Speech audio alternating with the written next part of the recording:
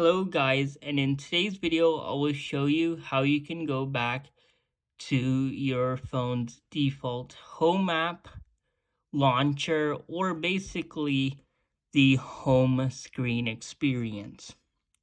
So first you want to open up your settings and head over to the apps or applications section.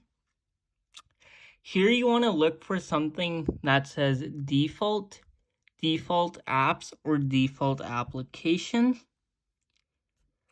Upon tapping on that, you want to select something that says home app or launcher.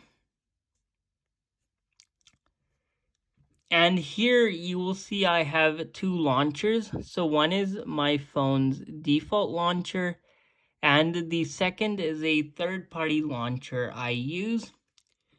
To switch back to my default launcher, I'll simply tap on it. Now I'm using my phone's default launcher, as you can see here. To switch back to the third-party launcher, you can go back to the same page and you can select your third-party launcher. Another way you can remove the third-party launcher is by uninstalling the app if you want to remove it permanently.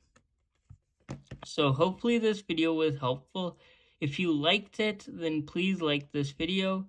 And if you have any questions, please comment down below. Thank you.